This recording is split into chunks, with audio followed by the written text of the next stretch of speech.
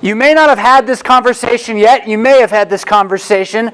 Chances are, if you care about your faith and talk to people who are not Christians, you will have a conversation that goes something like this. Maybe when you're at college, you're sitting in the quad, you're sipping on a water, and you're talking with a good friend who he's kind of into philosophy or something like that. So you're talking about bigger things, and it kind of comes out that you're a Christian, and he starts to kind of say, well, how can you be a Christian? You're smart. I know you. You think and you go to class, and Christians, they're not very smart. They're dumb people. You say, well, wait a minute, how is that? He says, well, because Jesus, he wasn't even a real person. He was somebody who the monks in the Middle Ages made up because the Pope, he wanted to have power over the people. And in order to do that, he had to give them a God that they would believe in. So he created this mythology about a guy named Jesus who really is probably just an Egyptian god who's been twisted a little bit and turned him into God and convinced you to believe that. So how can you believe that today? And if you're not ready for that conversation, if you've never heard that there are people out there that believe that, if you've never been surfing the History Channel late at night and you've seen some guy with the name Pastor right in front of his name who says Jesus didn't rise from the dead, it's all made up, it was just a spiritual resurrection, well then what are you going to do when you run into that the first time? Are you armed and prepared to counter that argument with something more than, well, I believe in Jesus because of faith? You just have to believe. Because as soon as you go down that route, they're going to go the route of, oh, you have faith. That means you're stupid, right? I have science. I'm smart. I use facts. I use logic. You use faith. And you end up in this situation where you're outwitted and outmanned because you have no actual answers. When the reality is that Christianity is one of the most factually, not one of the most, the most factually based religion, philosophy on the planet. And the facts of who Jesus actually was are definitely on our side if we're in any conversation about what the real history of the matter was. And that's what I'm going to try to give you today. I'm going to try to show you both from some inside the Bible, but also from some outside the Bible, information from historical sources about who Jesus is, what he did, that leads you to, I think, if you're logical, have to accept the best explanation for all that we know is that Jesus Christ is a man who rose from the dead. Now, this won't necessarily convince somebody who doesn't want to believe this of the facts, of the explanation of the facts. But if somebody is an honest person, if they're willing to let the facts stand on their own and not a priori, that word's going to come up again. It's a Latin phrase that means before you've even talked. A priori decide Jesus didn't rise from the dead, so that can't be the answer to the facts. If you have somebody who isn't on that boat, when they spend time with these facts, they come to the conclusion, you have to, that the best explanation of what we know about Jesus is that he rose from the dead. I'm going to try to show that to you here today. But to do that, you're going to need a little bit of a brain shift. We modern people got some problems. You're going to need to forget all you think you know about how you know things. And this is a fancy philosophical idea called epistemology. Now you all just went to sleep as soon as I said that, right? Yeah? How you know things. The guy who says, I have science, you have faith, he thinks he knows things only because he's seen them. And this is a very American phenomenon. It's not true unless I've personally experienced it. And when we're talking about religion, that's how we judge religion. It's only true if I personally experience it. The atheist says, God's not true because I've never seen him. I've seen no proof of him, so he can't be there, right? So it's all about my own perspective. But when it comes to the way you live the rest of your life, nobody lives like this, right? How do you know the world is round? Is there anybody here who thinks it's not? Yeah? No, we all think it's round, right? Why? Because somebody told you. Well, proven by who and how? By science. Well, who was the science proven by? A scientist who studied it. He saw some evidence, and he said the result of this evidence is this. He gave an eyewitness account of something that somebody else just took on faith. Right? Why? Because the source was trustworthy. So the issue is not whether or not you ever take information on faith. You take information on faith all the time. Man, I just remember like 5 years ago, soybeans were good for you. Man, now they're bad for you. Well, which one is it? What does science really say? You have to go back and study it. You have to test it, get actual facts, and then people who study those facts write about them. That's called a witness. And then you put that information together and you build a worldview out of that, or you build a way of understanding or thinking. Everything you know comes from what somebody else told you. How do you know the sky is blue? They told you it's blue. Look, there it is. That's blue. Well, that could have been green. We just got it wrong. Right? How do you know? Because eyewitness testimony is trustworthy, and that's the point here. You can trust trustworthy witnesses. Does that mean all witnesses are trustworthy? No. You have to test them. So when we're going to ask questions about Jesus and who he was and what he did, we have to find out, are the sources that we have trustworthy? And there's a way to do that.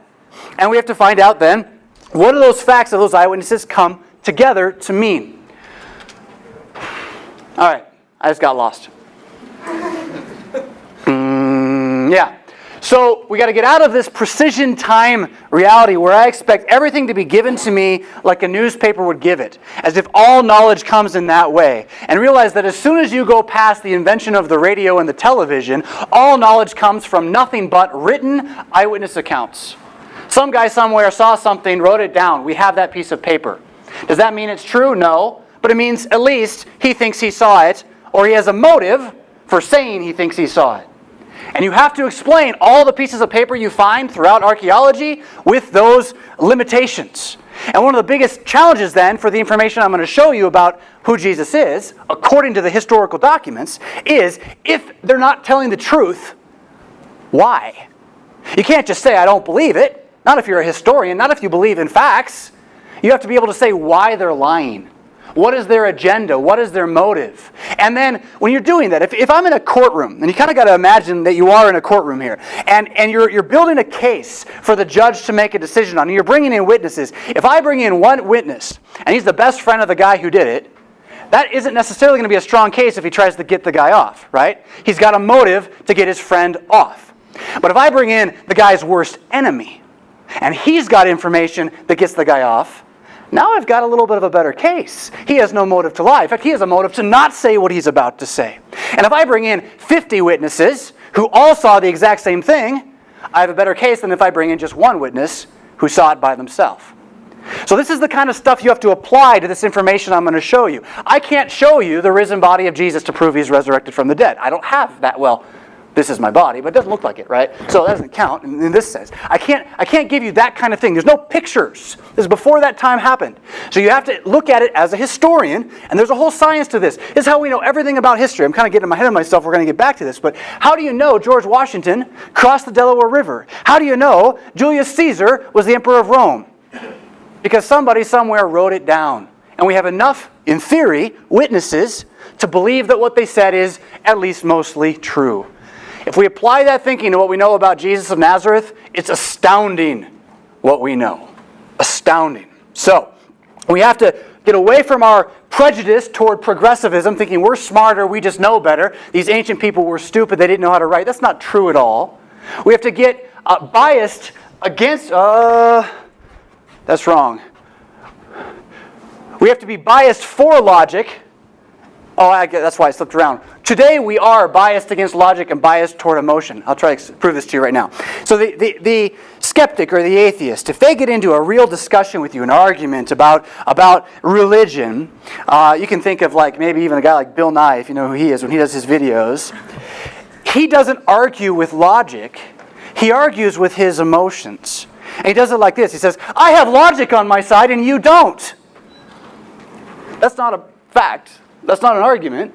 He just used an emotional push to try to convince you he had logic. But he didn't actually use the logic, right? How can you not believe in evolution? Dinosaurs! He said that literally. Right? That's not an argument. It's an emotional push. And we as a culture, because of our television watching, I'm not against that, but it's a fact, we are biased toward emotional arguments rather than the facts. So you have to kind of pull yourself out of that a little bit, and then you can't have a priori thinking. You can't decide, I know the answer to all the results before I look at the facts. You can't do that as a historian. You can't do that in a courtroom. The judge can't go in already knowing who did it. It would not be a trial at that point. Let's skip that. So, everything you know because somebody saw it and said so. So you got witnesses, and then you got reliable witnesses. And one of the questions then is going to be, is this main witness of Christianity, the New Testament, a reliable witness? And now I'm not talking about is it the inspired and inerrant Word of God? I'm not talking about, does it give us absolute truth? I'm talking about, do the letters of Paul and the Gospel of Matthew reliably tell you what Matthew and Paul thought? Is it a witness to what they think, at least? Because some people would say the book fell out of the sky in the 800s, or the book fell out of the sky right away, like in the early church, but it's not connected to the apostles. Or in the 800s, they took the book and they changed it, and it's all entirely different now. Well, that would negate our willingness to trust this thing. If you found a letter that said, I saw Bob murder Jean, but it was 2,000 years ago, but the letter was written on type-printed paper with a laser jet, you'd question whether it was really a good witness, because it couldn't have been written when it says it was, right? So, is the New Testament reliable in this way? This is our first set of facts here, and the thing is, it is a tremendously reliable witness, better than almost anything in the ancient world. There is nothing in the ancient world more reliable as a witness than the documents of the New Testament.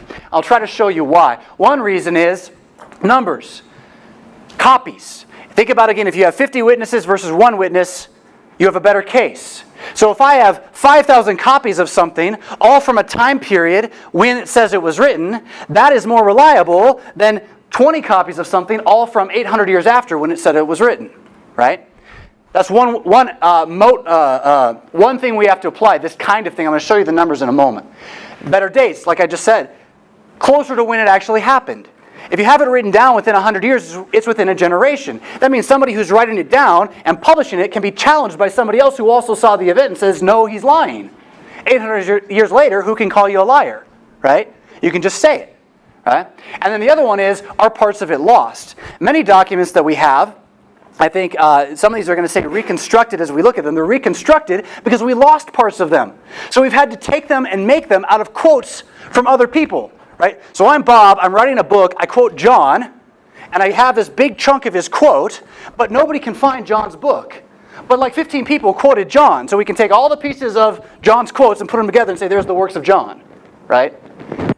But parts were lost, so it's less reliable. The New Testament wins on every single one of these things. It's really quite unbelievable. This picture is not big enough. I wish it was. This is the number of copies of New Testament documents and fragments versus those of ancient world documents. You may have heard of Homer. He's one of the better ones. We have more of him. Versus Aristotle, or let's see, Plato down here. We have 7 copies of Plato. Versus 24,000 pieces of the New Testament. It's not all full copies, right? You got fragments, but 24,000 pieces. That's a lot of witnesses, right? That's a lot of copies to try to find out how reliable the text is.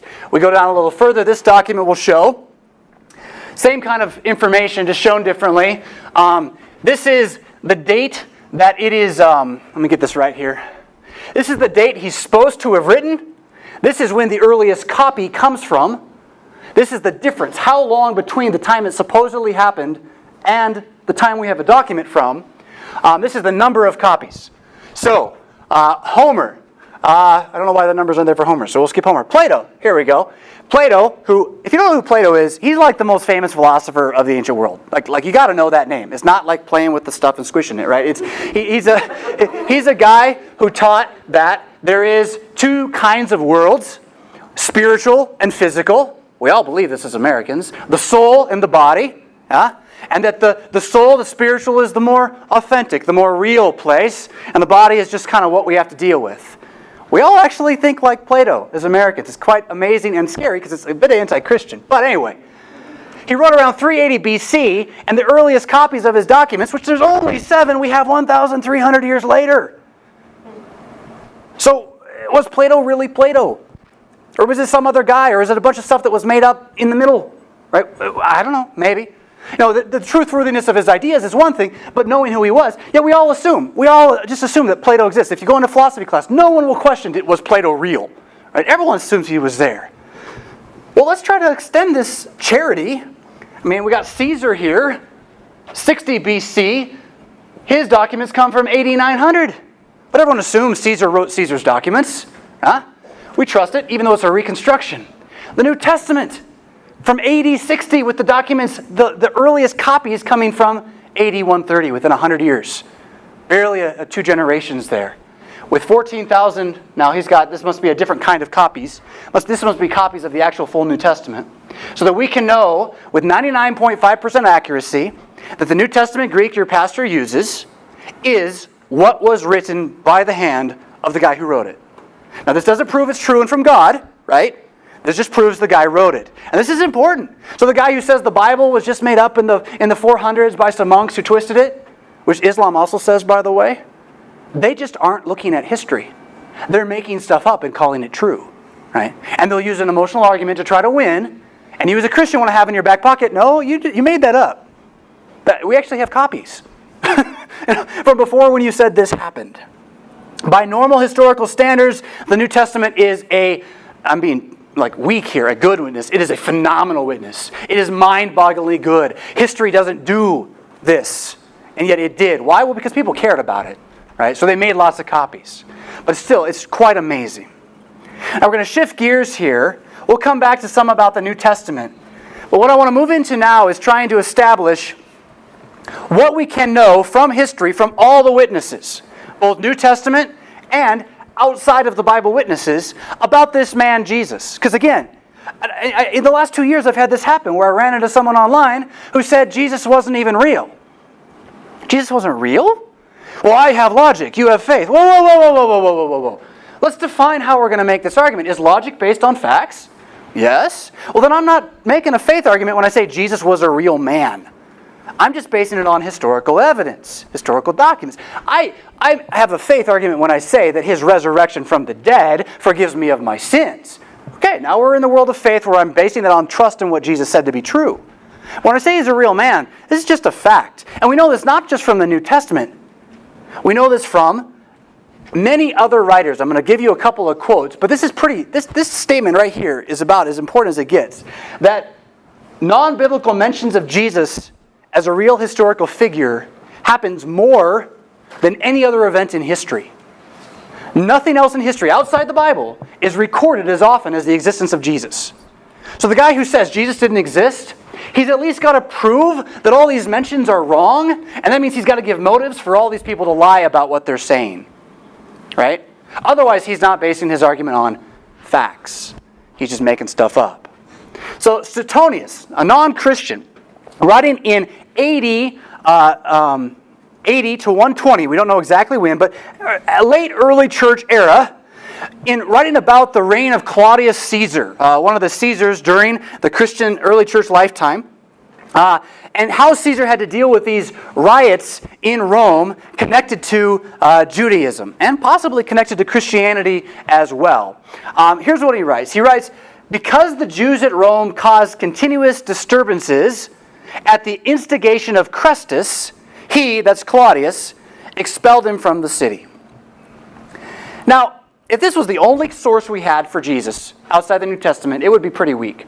But when you add this to all the rest that's going to come, it starts to build quite a case that there was a man named Chrestus, or Christ, I'll come back to why that's spelled differently in a moment, who existed sometime shortly before this, actually around this, right? That's super early, by the way. That's right on the money when you're talking about a witness. This is within a generation. We get a witness to the existence of Jesus as a man who has influenced some people in Rome that are connected to the Jews, and so there's a fight, and all they know is that the Jews are fighting amongst themselves about this guy named Christ, right? Within 100 years, Jesus existed. I mean, you really could prove it just from this. There's more than this. It's not that strong, but it's a great starting point. Why is Christ spelled differently? Because in Greek and Latin, you spell your name differently based on where it is in the sentence. So if you are at the beginning of the sentence, you're spelled one way. If you're at the end of the sentence, you're spelled a different way. And on top of that, not everybody cares about spelling the way we do. Newspapers changed how much we care about spelling. I know you probably don't, right? But your teachers do, right? And so that's a product of a newspaper print culture.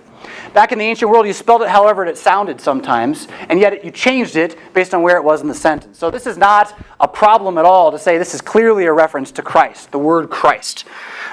Misunderstood even by this Roman guy who just didn't know who he was, but he'd heard the name Chrestus, right?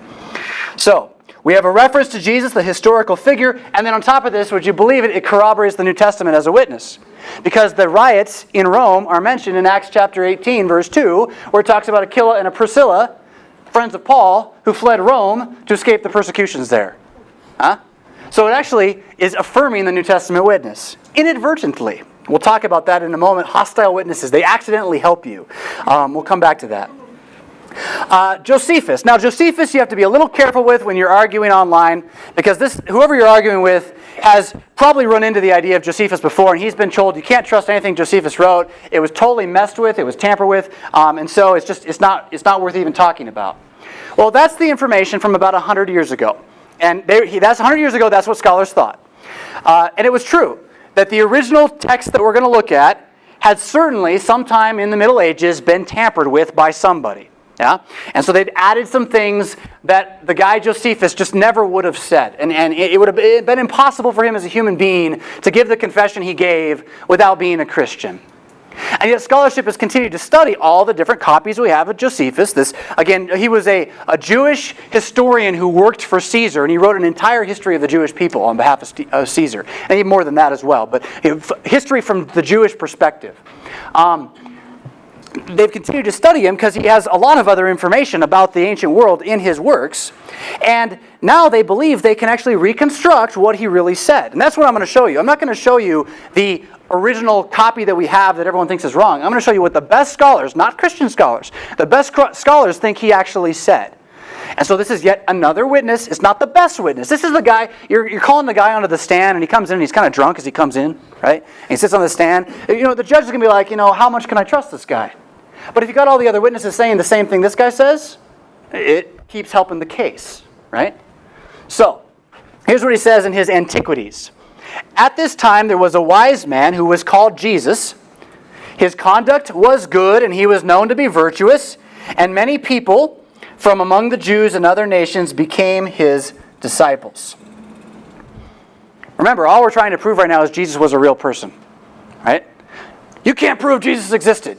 Well, now we have two ancient non-Christian sources that say that he did. So you're telling me he didn't exist? Tell me why they said what they said, or show me some documents from them that say it's a myth. But it was all made up. But there aren't any of those. Right? So why are you rejecting these? If they're logical, you're going to have to accept this much. That there was a guy called Jesus. He was a nice guy. Everyone liked him a little bit, right? Virtuous. And many people became his disciples. Not really that radical an idea. If you read this about any other figure in history, there was a man named Jimbo, and he sat on a rock. You'd kind of assume, well, yeah, there probably was a guy named Jimbo who sat on a rock, right? So why would you reject this unless you've a priori decided you don't want to believe there was a man named Jesus? And you're going to reject all the evidence. Which again is not logical, it's very irrational. Pliny the Younger, Roman governor of Bithynia who persecuted Christianity by killing them, execution, due to the massive conversions that were emptying the pagan temples. So, he's charged to run an area. The economy's maybe not doing as well as it could because the temples that are used to make the economy run with all the sacrifices, they're empty because everyone's becoming a Christian. So he says, I got to get rid of Christianity. So what does he do? He starts killing them. And yet when he writes about Christians, he speaks very highly of us. It wasn't like he hated us. He needed us to stop doing what we were doing. Here's what he writes. They, the Christians, were in the habit of meeting on a certain fixed day before it was light, when they sang in alternate verses a hymn to Christ as to a God. And this is real important here. Not to, he doesn't write, they sang a hymn to the God Christ. He's saying they sang a hymn to a man called Christ as if he were God. So he is inadvertently confessing the incarnation, that is the deity of Jesus Christ, the man, as a hostile witness. This is not our friend. He hates us. He doesn't hate us. He kills us. Yeah? Different than hate, I suppose. But he's telling that there was this man named Christ, who people thought was God. And they bound themselves by solemn oath not to any wicked deeds, but never to commit any fraud, theft, or adultery. 10 Commandments show up. It's kind of nice. Never to falsify their word, nor to deny a trust when they should be called upon to deliver it up. After which it was their custom to separate and then reassemble to partake of food, but food of an ordinary and innocent kind. He's actually talking about a rumor that was going on that Christians were cannibals, that they would get together and kill a son and eat him. Well, eat his flesh and his blood. You can kind of understand how a pagan might get it wrong, right? And so he's saying, no, they just eat bread and wine. Right? They get together and they do that. But what do you see? We're just trying to prove Jesus was a real human. You can't prove it outside the Bible. Yes, I can. In fact, everybody that mentions him as a real man, not as a myth. Right? There's going to be things they say are superstition, which when they tell us that people thought he rose from the dead, we'll get to that. But he was a real man.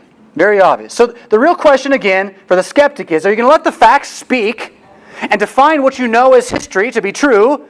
Or are you going to a priori, that is, just beforehand, on your own, assume, decide to reject his miracles and teaching? That's why I meant to cut that last night. To reject his existence, right? Miracles and teaching is a different thing. But to reject his existence. I would leave before the court. The case is closed. There was a man named Jesus. It's not that tough. Really isn't that tough to make the point, historically speaking. Fact number 2, we're going to add this now and keep building a bigger case toward this resurrection idea. There was this real human died by crucifixion and was buried. And this should not be here. Shh, ignore that part. That was above. But we do have a guy named Tacitus. Tacitus was the greatest historian of ancient Rome. Wrote a book called The Annals, in which he basically tried to cover all of history up to that point. He's very well respected. He was on that list of documents I showed earlier. And in terms of what we know about the ancient world, when you go and you study ancient history and they tell you this happened, this happened, this happened, like a lot of that's just Tacitus. We're just taking him at his word. Right? Well, here's what this guy, who's a really trustworthy source, says about Jesus.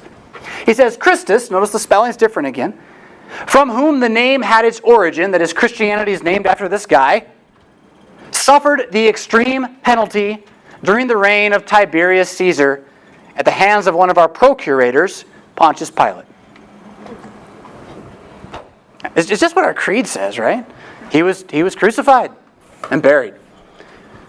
If you're going to say Tacitus is lying, you got to prove it. If you're going to say it was tampered with, you got to prove that too. Yeah? No one has said that. There are plenty of scholars who would like to say that. But that is not what scholarship says about this text. It's an authentic text to Tacitus. Jesus died. The real human died at the hands of the Romans. Crucifixion is the way they generally did it. Josephus also writes, again, now we got, the drunk guys here kind of saying, yeah, he's right, he saw it, I agree, right? But he's saying the same thing. At this time, we read this first part, there was a wise man called Jesus, the new part's here. Pilate condemned him to be crucified to die. Both witnesses to Pilate. This is a total aside here. I once heard a story about a very liberal Christian, a pastor, who said, I don't believe in the Apostles' Creed. And when he was asked why, he said, there's one line I can't believe. Which one? The resurrection? No, the resurrection's fine. Well, which one? Under Pontius Pilate, he said. Why? Because it meant that it was real history. He could believe in a resurrection that was an idea.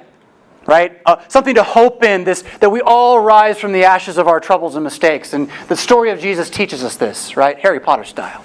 But he couldn't believe that Pontius Pilate was really the one who crucified Jesus. Yet we have 2 non-biblical sources that say he was. Thallus, writing in 52 AD in a history of the Mediterranean world, quoted by Julius Africanus in 221. So this is one of those situations where you have a missing book, right? We don't have Thallus. We have this other guy, Julius. But as he's writing his story, he says, and just as Thallus writes in book 3 of yada, yada, yada, and then he quotes it. So he's quoting a book from somewhere. We just don't have the book anymore. But we know that it's there. Other people quote him as well, not necessarily this quote. Here's the quote, though, from Thallus. Again, and it's in 221 AD. Like, on that schedule of how far away it is from the events, 200 years is not far. That's like the Revolutionary War, right? It's not that far away from us in terms of did it really happen or not, or is it just made up?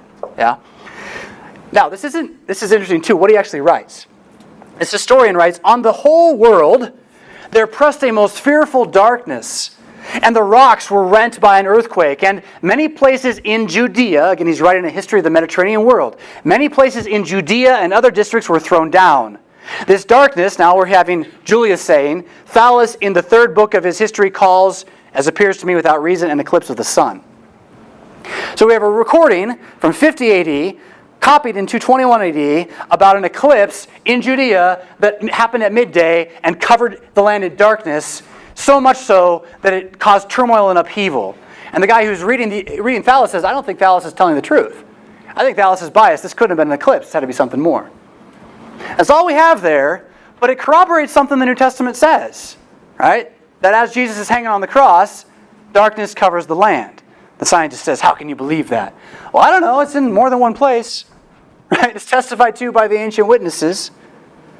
The Jewish Talmud Begun in 135 AD as a collection of the Jewish works after the destruction of their temple, completed in 200 AD. It says this: on the evening, that should say, of the Passover, Yeshu, that's Israel, that's Hebrew for Jesus, Yeshua, Joshua, Jesus was hanged. So right there, the Jews in 135, 200 AD say the real man, Jesus, was strung up on a tree. Right? There it is. Ancient history from the most hostile witness you can get. Everything the Jews write about Jesus, they mean it to undermine your belief in him. And yet here it remains them confessing a fact. He died. Yeah? The modern man must accept this if he believes in history being known at all. Now it also says, for 40 days before the execution took place, a herald went forth and cried, he is going forth to be stoned because he has practiced sorcery and enticed Israel to apostasy. This is great too. It's not part of our argument. But what did they just admit Jesus did? Miracles. The Jews in 200 admit, yeah, everyone kind of knows that guy Jesus, he did magic. Or something. Yeah? Hostile witness helping us. Lucian, 2nd century Greek satirist, another hostile witness. This guy's a comedian. Satirists were comedians. So they're writing to make you laugh, trying to kind of say something witty and funny, right? And he's writing about Christians, how dumb we are. The Christians, you know, worship a man to this day. They worship a man, it's so funny. Yeah? They worship a man. There was a real man named Jesus. Yeah? So he just confessed, he just told us there's this actual historical person, the distinguished person who introduced their novel rights and was crucified on that account. So again, within 200 years, you have another ancient witness that Jesus was real and he was crucified. That means he died. It says they are converted and deny the gods of Greece and worship the crucified sage. It's actually right on. He's got us right. Yeah? And this they take quite on faith, with the result that they despise all worldly goods. Now, what do they take on faith? He doesn't talk about. Fact number 3. I'm going to keep moving here, I think, and we're a little behind time. But we have Jesus was real, Jesus was crucified. These are facts that you don't have to take on faith. You take them on the witness of eyewitness accounts from the ancient world, New Testament included. This one now, you need to accept the New Testament as a document that gives you what those people actually thought. That there were real followers of this Jesus man, and they took his death very hard. So that Luke tells us that Peter, after he denies Jesus, he went out and wept bitterly. Right? That the people who thought Jesus was a Messiah did not respond well to this fact of his death. It bothered them a lot. Now that might seem like a weird thing to bring up in our list of facts, but as we keep adding other facts, that is going to make it harder to explain the whole without coming to the conclusion of the resurrection. So it's an important fact in the case. So you kind of just have to let that sit there for a second. But it's a fact. The people who followed Jesus were upset that he died. It bothered them a great deal. Now, this is where it is. Is the Bible, am I saying you have to believe that because the Bible's inerrant? No. I'm saying that the New Testament is a reliable witness of the people who were there. So that Luke, who was with Paul, who knew Peter, has it on good word that this happened. Right? And you can trust that because there's no motive to say otherwise. Why would they not tell you otherwise? In fact, if you're going to fake a religion about some guy dying and rising again and stealing his body after he dies, like you're not going to tell people that you thought he was dead and wasn't coming back. You're going to tell people he died, but we all knew it was what was supposed to happen. He told us beforehand. So it actually works against kind of the motive of lying, which is kind of important too. So fact number 4, this is the tougher one. There is less direct evidence in the sense that you have a pagan saying the tomb was empty, as there is the pagans talking about the results of the empty tomb and how everyone was trying to figure it out, and here's kind of the answer that was given. So it's not quite as newspaper science textbook-like as your average modern person would like it to be. But again, in terms of ancient world evidence, it's pretty solid stuff. That 3 days after Jesus' death, his tomb was empty. There's no two bones about it. The tomb was empty. His body was gone. How? Well, that'll come up, right? How? I don't know. But his tomb was empty. Tacitus writes, continuing from after where he said Pontius Pilate, and a most mischievous superstition, thus checked for the moment, again broke out not only in Judea, the first source of the evil, but even in Rome. And he mentioned how everything bad gets to Rome eventually. So, Tacitus admits that after his death, something else happened.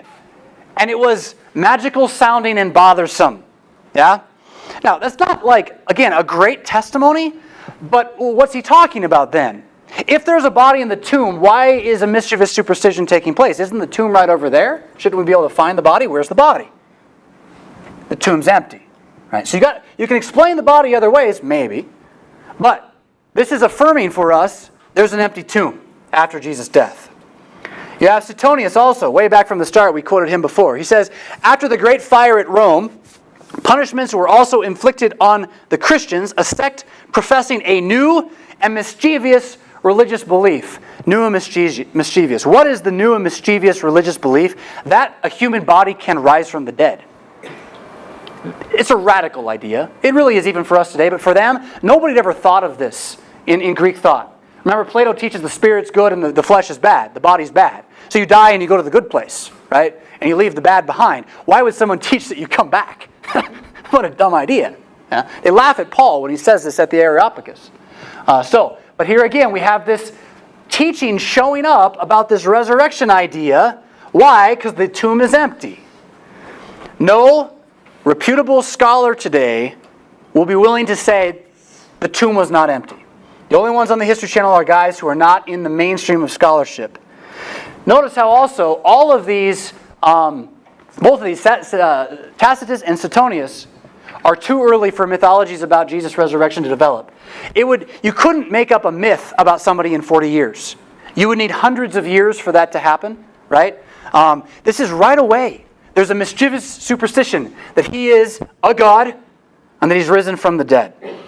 But the proof is not that he's risen from the dead here. The fact is just that there's an empty tomb. There's no body. He was died. Where'd the body go? It's a fact. Now, it is also a fact that when people say, where'd the body go? Those who are following Jesus say back, he rose from the dead. That's our answer to where the body went, right? And that's a historical fact. There are a bunch of people running around saying, I saw Jesus alive. Over 500 of them, actually, saw Jesus alive and said that. That is a fact. Not that he was alive, right? Although I believe that, right? But the fact is, people say they saw him. And you got to at least trust their word that they think they saw him, or give us a motive for why they're lying about it. Can you take the New Testament author's word about what they believed? Not if it's true, but if they believed it was true. It's a very important nuance. Josephus again confirms this fact. But those who had become his disciples did not abandon his discipleship. They reported that he had appeared to them 3 days after his crucifixion and that he was alive. Notice, he doesn't say he believes this. He's just being a historian. He's saying this is what they said, that he was alive after 3 days. Accordingly, he was perhaps, and this is a very, very, I don't believe it, perhaps the Messiah, concerning whom the prophets have recounted wonders. That is, he's saying they think he's the Messiah. They think he's the Jewish fulfillment of prophecy.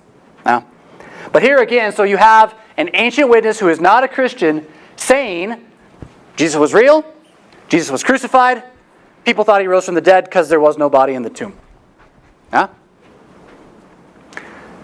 Now, we're going to shift gears a little bit here to keep making our case. These same people who start saying they saw Jesus alive also start worshiping on Sunday morning instead of Saturday morning. And you gotta kind of get out of yourself. Hopefully you're all here because you're Lutherans and you're like daring to be Lutheran and you really care about it. But I promise you, you don't care nearly as much about your Lutheranism as a Pharisaic Jew cared about his Judaism. Not even close. These people would live and die for it. You're like, I'm bored, I don't want to pay attention. No, that is not how they thought. They thought, God said this. Let's kill people who disagree. Right? Now, I'm not advocating that. But they cared quite a big deal about it. And nothing is at the heart of what they cared about because the temple was eventually destroyed. But the temple had been destroyed. They lost the Ark of the Covenant, so they couldn't care about that as much. Nothing was as important to them then as the other mark of the covenant, circumcision. And then with it, worship on the Sabbath. So you have this historical fact that a bunch of Jews suddenly start worshiping on a different day. And if you're going to say, I don't believe Jesus rose from the dead, you've got to explain, well then why did they do that? What on earth convinced them to do this, to give it up? Especially when they say, hey, Peter, why do you worship on Sunday? Oh, well, because it's the day my Lord rose from the dead. No, that's his argument. We worship on Sunday because it's the day Jesus broke death. Yeah? It's a historical fact. Jews don't convert. They don't give up the Sabbath, but they did. Why? Add this to the other facts that we know and explain all of them together. That's what we got to challenge people to do. Also, This is happening in Jerusalem. We're not talking about a small city. We're talking about a small town by our standards. We're talking about this college campus in some senses. Maybe probably more people than that, but not a ton bigger than this, right? And so if I were to, who's a pastor I know in here? James May's in here, right? Where's James May? Okay, James May's a good guy back there. Let's say James May dies right now. He dies. Okay? Yeah. And so we go out here and we bury him in the parking lot. Dig it up a little, put him under a tree or something, right? And then tomorrow, during Matins, I run in screaming, the tomb is empty, James May is alive. You'd be an idiot not to go look at the tomb, right? You say, oh no, he's not. Oh no, he's alive. He's alive, the tomb is empty. You're going to have people going to check out the tomb. Yeah? So with that in mind, kind of the worst place in the world to fake a resurrection is a place where there's so few people. Think about it this way. So one of the arguments you're going to hear is that the disciples stole the body. Imagine trying to hide a dead body on this campus. Right? It'd be hard to do. Anybody here from a small town? How fast does word move around a small town? Pretty quick. You're in high school, right? How long does it take you to learn somebody got in trouble? 2 seconds. Yeah, right? Even if you weren't there? Okay. Same kind of reality. Right? So the tomb being empty in Jerusalem isn't just like there's an empty tomb in New York City. No. This is a small scenario. Very few people, even though there's more there because of the Passover. And the result of this happening in Jerusalem is that the body is not presented, but the stolen body theory gets put forth by the antagonists. The Jews begin to say, the tomb is empty because he stole the body. Again, affirming the fact that the tomb is empty.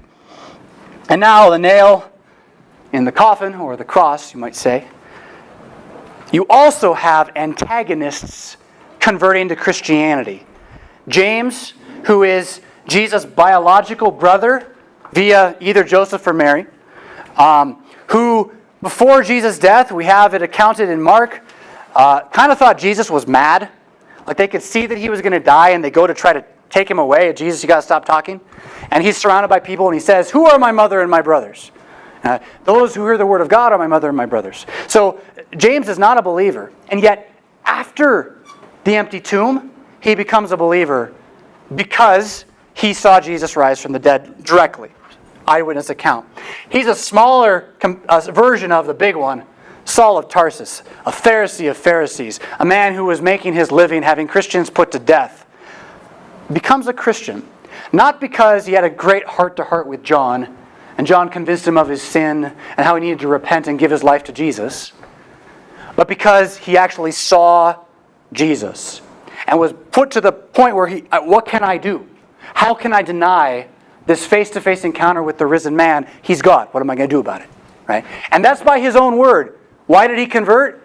Because he saw Jesus face-to-face. Now, you don't have to believe that he saw Jesus face-to-face, but you have to explain why he would change his mind.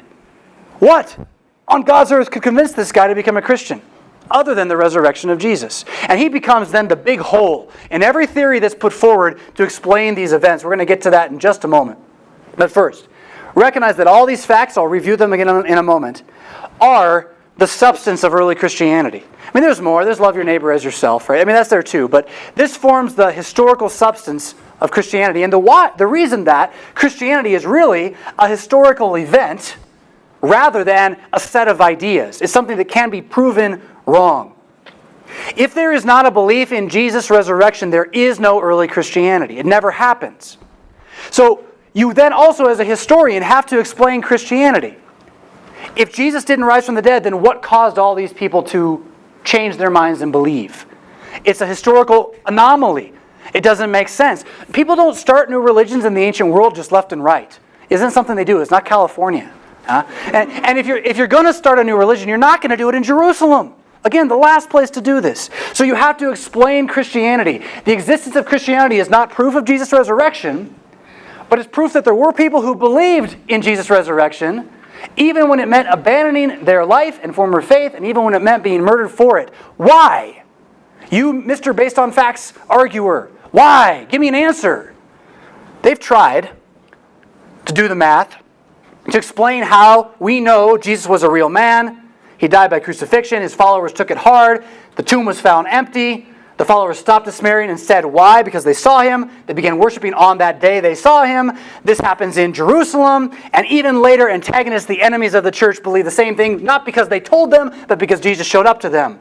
And that this all forms the foundation of Christianity. Why? How do you explain all these facts? What is the reasonable explanation of history that takes into account all of these undeniable bits of archaeological, historical evidence? Ever since the rise of antagonism to Christianity, and we're talking even from the Jews then, only 3 theories have been put forward, right? So you have 3 ways of explaining all of this by historians. They are the stolen body theory, the swoon theory, and the hallucination theory. Stolen body theory. The disciples were bothered by Jesus' death, but they really kind of had gotten a taste for power. They liked how people listened to them. And so they went and they stole the body and told everybody he was risen from the dead so they could have everybody follow them now. Stolen body theory. Swoon theory. Jesus was crucified, but he didn't really die. He almost died. He passed out. He swooned, right, on the cross. So the Romans thought he was dead. They took him down. They put him in the grave. But then 3 days later, he kind of woke up and came out again and said, hey, I rose from the dead. So, swoon theory. Hallucination theory. The disciples were, this one's really stupid. It is impossible. It is literally an impossible idea. You'll still hear logical people talk about it. The disciples were so despairing. They were so distraught. They met in the upper room and they're crying. And, oh, I can't believe he's gone away. And then suddenly their emotions took over and they had a mass hallucination in which they all believed they saw Jesus. They were so in pain that they could only be comforted by believing he was there in their midst. I'm going to talk about all these in just a moment, but I want you to notice one thing that all 3 of these theories assume to be true. There's no body in the tomb. Again, historically, just every attempt to disprove the resurrection of Jesus still assumes the body's missing. So they help us, even as they try to destroy us. Every theory assumes an empty tomb. Now, some of the theories cancel each other out as well. If you're arguing with somebody in a good-natured way, you'll find that they will try to bounce between them. They'll say, well, what about this? And you're like, no, not this. Well, but then this could have been too. Yeah, well, not that. Well, then what about this? They go back to the other one. And they'll try to act as if that's building a case to have all these ideas when they cancel each other out as arguments. You can't steal a swooned body. You can only make the case for the swooned body or for the stolen body. You can't pretend they're part of the same argument. It doesn't work that way. Logic doesn't work that way, right? You got a body that got up and left. You're like trying to steal him. He's running away. Yeah.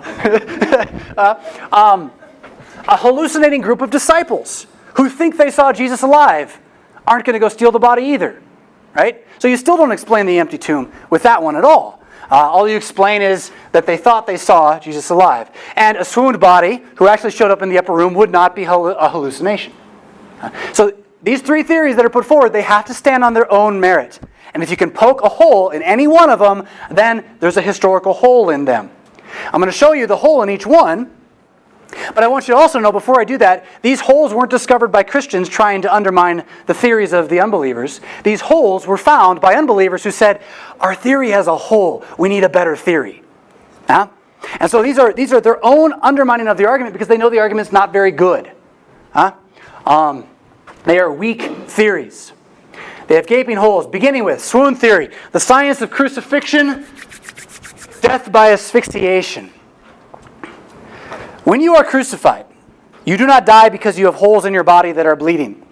You die because being tied or nailed to a piece of wood with your arms in the air and your legs nailed to one spot as well, you get weak. And over time, you can't hold yourself up anymore and you begin to hang, which puts pressure on your lungs so that you cannot breathe out. It's less about the breathing in and more about the breathing out. And you'll push yourself up to be able to breathe out for a while, but eventually the pain becomes so much you can't do it. You hang there and you die by carbon dioxide poisoning. Not that you can't get oxygen in, but the carbon dioxide you can't get out poisons you and you die. That's why they break the legs of the thieves on the cross on Friday, so that they can't push themselves back up and they hang and they die faster. It's also why they're surprised that Jesus is dead, because he shouldn't have been dead yet. It was way too fast. It's kind of weird. It's almost like he just let go of his spirit on purpose, which the text says, by the way. So, when you are dead by carbon dioxide poisoning, If you are under for 12 minutes, there is no coming back. There is no resuscitation. There's no even brain dead back on the table vegetable. You're done. The poison destroys your body. So you cannot swoon on the cross for an hour and a half and just hang there while the other guys die. Right? It would not work. You'd be gone. Scientific reality. Death by crucifixion, you die. To say nothing of the heart wound, the surprise he's dead, maybe he's not dead. We're Roman soldiers. We're supposed to make sure this guy's dead. If he gets down and he's not dead, guess what happens? I'm the next one up there. Okay? So I'm going to make sure he's dead. We got a good way to do this. Let's stick a spear in his heart. Yeah? Think that'll do it? Yeah. On top of this, they have a little science. They're not stupid, ancient people. They're smarter than we are in many ways. They knew that when you die by asphyxiation, around your heart forms a pocket of clear fluid. And that if you puncture that heart right, the clear fluid will come out before any blood. And so you'll know for sure the guy's dead. He died by asphyxiation because the water came out before the blood. Kind of cool, huh? It's actually real. So they shove a spear into his heart. The guy's dead. You don't swoon by Roman crucifixions. On top of this, how does a swoon Jesus? Let's just pretend that we're going to be illogical and that he did swoon, right? How does a swoon Jesus convince his despairing followers that he's resurrected, right? So, okay, I'm going to be Jesus right now. I'm down on the ground. Okay, so I'm crawling out of the tomb, right? I got a heart wound, and I was whipped 39 times, and I got holes in my, oh, it hurts so bad. And I get to the door, and I kind of knock on the door. Hey, guys, I rose from the dead. You know? And these guys who are hiding for fear of death are going to go out and try to convince the world that you did? No, they're not. It's not a logical argument. I got to finish. Keep it. I'll try to. It'll be like 3 minutes at the end. Yeah? I want to get through all the stuff. Similar idea now. So how do you have the stolen body convince Saul of Tarsus to convert to Christianity? He's on his way to Damascus to have Christians put to death, and he sees Peter on the side of the road. He's sitting in a lazy boy chair, or like a little, what do they call those? The lawn chair kind of thing, right? And he's got like Jesus next to him, his body's next to him, his arms around him. He like lifts up Jesus' arm. Hey, Saul, I'm risen from the dead. You should follow me now, right? I mean, it doesn't work, right? Stealing the body does not convince Paul to become Paul. So if you're going to reject the resurrection, you have to explain Saul's conversion without using this theory. If you're going to reject the resurrection, you have to explain the disciples' conversions without using this theory. They don't fit. They don't work. Finally, there is no such thing as a mass hallucination. Doubly so in varying locations. So, we're in Colorado. You got a group of people go out, sit on the mountain, take some herbs and things, have a time of hallucinating together, maybe remember it as being good, but they never will have had the same hallucination. They can't share it. And on top of that, they got to take something to make what they do have happen. But there is no such thing as a joint or a shared hallucination, because hallucination by definition is inside of your head. Again, so Paul then also has this hallucination because he's so despairing as he goes to kill the Christians in Damascus. You still don't explain the antagonists, right? So again, you have all these facts and you got these theories that can explain one thing. The stolen body could explain the empty tomb, but doesn't explain conversions, right? Hallucination theory, in theory, could explain the conversions, but doesn't explain the empty tomb. So you have more facts than your theories can deal with. Again, these holes in the theories are so evident that modern anti-Christian scholars recognize them. They were the ones who pointed them out and their need for a better theory. There is a fourth theory. The problem is, it's unbelievable, right? It's not the kind of thing that happens every day. It's what we would call a miracle, which is something that's against nature. But that fourth theory that does explain every single fact that we have from the historical documents. Again, these are not Bible facts. These are historical facts, and they're all explained by what the Bible says, is the answer that Jesus of Nazareth actually rose from the dead. Paul puts it this way in 1 Corinthians 15. He says, I want to remind you, brothers, of the gospel, which is the good news, right? The good news of these facts of history, not the good news of some idea we came up with, not the good news of a mythology to give you hope, the good news of a set of facts. I would deliver to you as of first importance what was also delivered to me, what I also received, that Christ died for our sins. He didn't see that happen. Jesus told him it happened as he was risen, saying, yeah, I died for your sins, Paul. In accordance with the Scriptures, which Paul did know, that he was buried, that he was raised on the third day in accordance with the Scriptures, and that he appeared, last of all, as to one untimely born, he appeared also to me. Notice how Paul, in preaching the gospel, is preaching those same set of facts, more or less, that are indisputable historically. Yeah? He says this is all Christianity really is at its root. And he points out for the Corinthians now, if you lose this, if you lose the set of facts, you lose everything. Right? If Christ has not been raised, then our preaching is in vain. That is, I, Pastor Fisk, am a liar. If Jesus is dead right now and his body's somewhere in some unmarked grave, then I am leading you astray with great falsification. And all your other pastors, we're a bunch of idiots, right? We're bumbling fools, deceiving people. Preaching's in vain, and your faith is futile, for you are still in your sins. I know Americans don't really wrestle with sin much anymore, but most pagans do. I was watching Marco Polo, NC-17-ish stuff on Netflix, but it's really, really good. And they're talking about karma. And it struck me, karma is debt. I do so much over here, and I've amassed debt. I need to deal with my debt. It's going to come back and get me. I got to go do some good over here to pay off the debt. If Christ has not been raised, you're still in your debt. Even the atheist owes his creation something, and he can't get out from under it. So Paul is making the case here again, without this fact, Christianity is a waste of time. If in Christ we have hope only for this life, we are of all people to be the most pitied. So the guy who says, I can believe in the creed but not Pontius Pilate. I can believe that Jesus is a story of great hope to help people overcome their trials and troubles. That God is there to help you have your best life, say, I don't know, right now. That person is to be pitied above all people. That their thinking about Christianity isn't even Christianity. But in fact, Christ has been raised from the dead, the first fruits of those who have fallen asleep.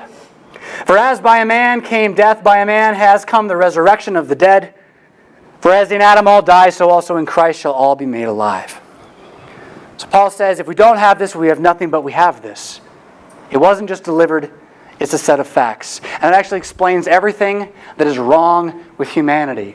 That there was one man who came first, who was not evil, but in his arrogant desire to be God, chose to be evil, and by blood passed that on to every single one of his children and their children after them, so that the spiritual conundrum of humanity is we all want to be God. We want to be the judges of God. I won't believe in God unless you prove him to me, right? We think we're at that level.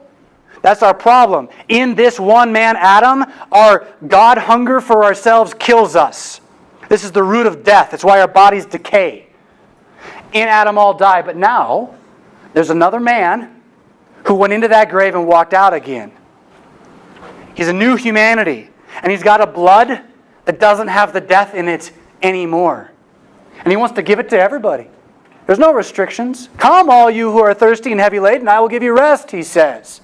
By one man, life from the dead has come. Take and eat. Take and drink. Forgiveness of sins, resurrection, and life everlasting is yours. So as in Adam all die, in this one man Jesus, and this set of facts about him that's well nigh indisputable as facts, all are made alive. Now, does that mean you have to believe it? No. Faith comes by hearing, and you can reject that hearing. You can resist the Holy Spirit. But it is this set of facts that creates the faith. Right? I don't think we can argue unbelievers into faith, but I do believe by confessing this, unbelievers are made into believers. That's how it happens, right? It is by hearing of these eyewitness accounts. Here's Thomas. He's the skeptic, right? I won't believe unless I see. What's Jesus say to him? Blessed are those who hear about it and believe. Why? Because that's where the Spirit's working. But it's on the basis of the witnesses' accounts. God knew this. He gave us witnesses, right? He gave us people to actually see it, to touch Jesus, to eat with him after his resurrection. So that set of facts would be there for us to this day to put our hope and our trust in. That brings us to the end of time. I want to get this guy's question before we go. I don't have a question, I just have another hole in the theory. Oh, okay, sure. First of all, a swoon Jesus could not move the stone. Theoretically, yes, unless he had help. You could have like the swoon stolen Jesus kind of thing, like help him get out. But you're right. How is he going to do that? The swoon theory, the stolen body theory, and the hallucination theory don't make any sense. And the challenge for the atheist, I shouldn't beat up on just the atheist. The challenge for the agnostic, the person who doesn't want to make a decision, is how do you explain the history? And if you're not going to, at least don't tell me I'm an idiot for thinking it makes sense that he rose from the dead. Because I'm just looking at the facts and saying there isn't another explanation, right? You're not illogical. Go ahead. Anti-Christians. What are anti-Christians? People who don't like Christianity, who want you to believe it's not true, who want you to believe there was no Jesus, against the facts. So, all right, thank you very much for your time.